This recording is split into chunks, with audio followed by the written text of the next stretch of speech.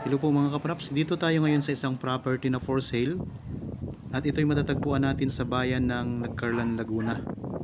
Isa itong house and lot at katabi lang po ng Provincial Road. Ang direksyon na ito ay papuntang town proper ng Nagcarlan. Dito naman sa kabilang direksyon mga kapraps, papunta naman po yan ng Calamba, Calauan, Victoria. Ayan ang frontage mga kapraps ng property. Tara, punta tayo mga kapraps, pasukin natin at ipakita ko sa inyo ang loob ng property. Pasok na kayo. Yan, ito yung direksyon papuntang Calauan, Victoria, Calamba. Tapos dito naman sa kabila, ito yung papuntang town proper ng Nagcarlan. Meron na itong linya ng kuryente at saka tubig. Marami ditong mga dumadaan, kaya pwede rin kayong magnegosyo mga kapraps. Okay, pasok tayo. Dito sa harapan ng bahay, ito yung parking area. Sale.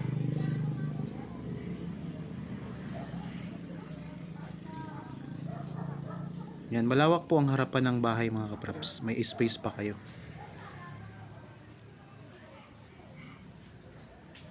Ang bahay po ay mayroong dalawang kwarto, kaya pupuntahan natin, ipakita ko sa inyo Okay lang kasama kayo sa ang video. itsura ng loob ng Okay bahay. lang kasama kayo. Dito po kayo baka. Tapos mamaya pupunta din tayo doon sa bandang likuran. Ipakita ko rin sa inyo ang mga tanim sa likuran ng property. May mga tanim po yun na mangga, rambutan, niyog. Okay, dito muna tayo sa loob ng bahay. Sige po.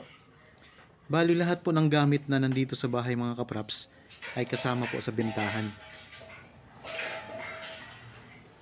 Ito po ang sala. Yan, malawak po ang sala nito mga kapraps.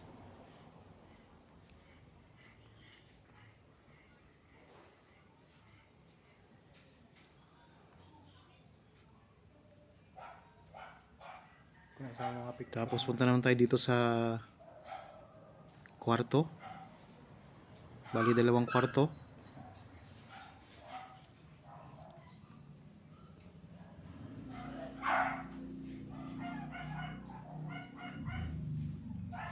So malawak din po ang kwarto mga kapraps.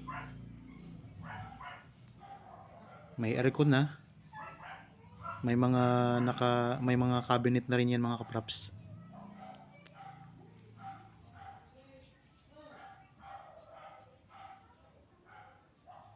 Kung sakaling interested kayo sa property na ito mga kapraps, pwede nyo kaming kontakin sa mga contact details na nandyan sa inyong mga screen. Tapos punta naman tayo dito sa kabilang kwarto.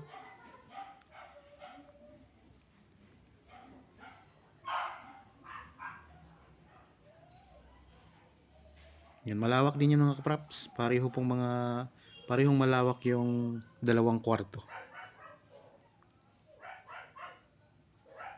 Tapos dito naman po sa CR.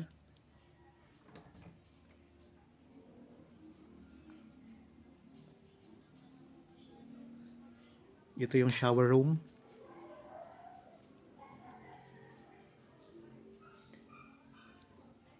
Yan, merong maliit na lababo.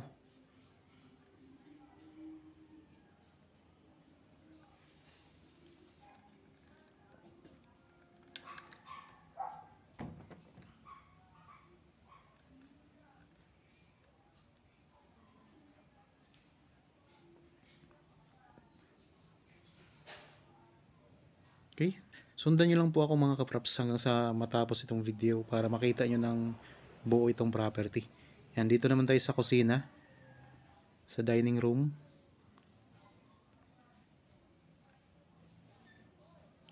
Yan, malawak din po ang space dito.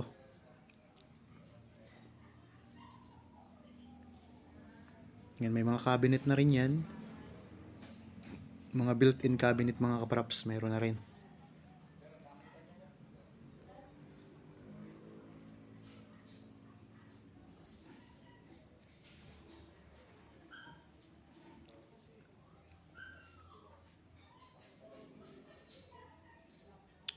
Punta naman tayo dito sa may bandang likuran. Pupuntahan natin yung pinakalikod ng property.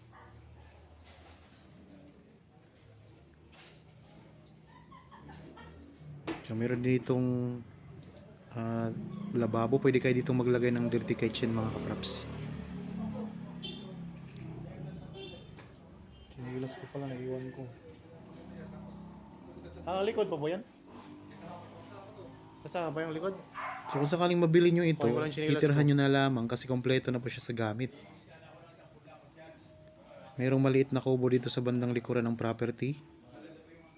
Yan, pwede kayo dito magkape. Pwede ka din kayo dito kumain kung gusto nyong maaliwalas. Palibot na ito ng bakod. Yan, may puno ng mangga sa bandang likuran, katabi ng maliit na kubo. Yan, ito yung bakod mga kapraps, oh. Tapos ito yung space, malaki pa ang space dito sa bandang likuran.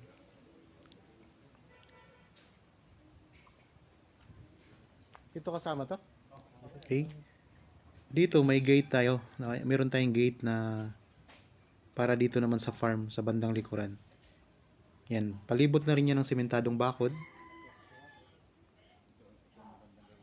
Yan, mayroong kawayan na tanim.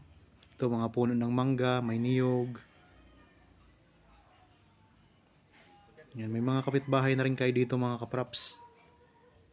Ito, puno ng mangga. So maraming mga tanim dito. May space pa. Ito yung kawayan. So parang ornamental bamboo po siya mga kapraps, oh. Okay. Ayan ang ito, may mangga pa dito. Yan, ito na yung pinakalikod ng property. Ito yung pinakadulo ng property. Ito yung may bakod. Patag na patag ang lupa mga kapraps. Ito naman ang puno ng rambutan. Ayan. So, pwede pa itong tayuan ng bahay kung halimbawa gusto nyo pang maglagay ng bahay dito sa bandang likuran. Yan, pwede rin kayo magtanim-tanim dito ng kahit anong tanim, gulay, pwede rin po. So may space pa dito. Ulitin ko lang po, ang kabuang sukat nito ay 1,189 square meters. Isang house and lot na mayroong maliit na pwedeng gawing farm sa likod ng property. Ang square meter So marami pang space. Mayroong 2 kwarto. At mayroon itong 2 CR. Mayroong kubo, ito yung mga kapraps sa bandang likuran. Tapos ito, mayroon pa kayong space dito na pwede nyong magamit pa. So kasama lang lahat ng mga gamit dito sa loob ng bahay mga kapraps sa bentahan. Ito naman po ay matatagpuan sa bayan ng Nagcarlan, Laguna. So ang bayan ng Nagcarlan ay katabi po ng Liliw, ng Santa Cruz, Pagsanhan, Rizal, malapit lang din po San Pablo, katabi lang din po ng Kalawan. Okay? Punta naman tayo dito sa may harapan ng property. Ayan, merong ditong water tank. Yan, may water pump din dito mga kapraps. Ito yung source ng tubig. Yan, nandito na tayo ulit sa harapan ng property. Okay. Ito yung water pump mga kapraps, oh. So, palibot na to ng bakod. Kaya kung nagustuhan nyo mga kapraps, ano pang hinihintay ninyo, kontakin nyo na po kami sa mga contact details na makikita nyo sa description box. At makikita nyo rin po sa screen ng inyong mga cellphone. Ayan, nasa video mga kapraps ang aming mga number.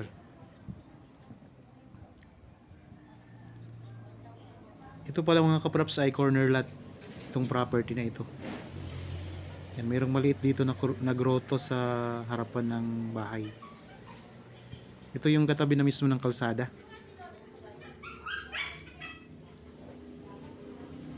Okay. Yan, ang ganda ng property mga kapraps. Kung sakaling gusto nyo pang i-develop ito, gusto nyo pang pagandahin, pwede naman. Kung sakaling mabili nyo ito. Yan, mayroon pang water tank sa itaas. Nakahang mga kapraps. So titirhan nyo na lamang po kung sakaling kayo makabili nito. Ang ganda pa ng pwesto. Mismong katabi ng Provincial Road. Ang lawak pa ng kalsada dito mga kaprops, oh, nasa harap ng property.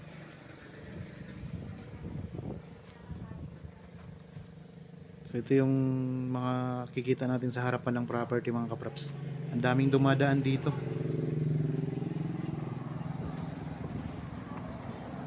Yan. Sabi ko kanina, ito ay isang corner lot mga kaprops, kaya maganda ang pwesto nito. Kasi mayroon itong daanan.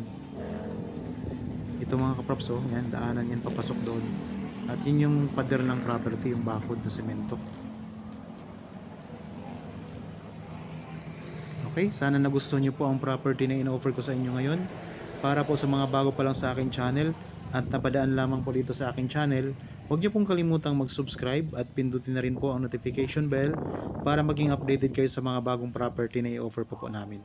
Maraming salamat po, lagi tayong mag-iingat at God bless po sa ating lahat mga kaprops.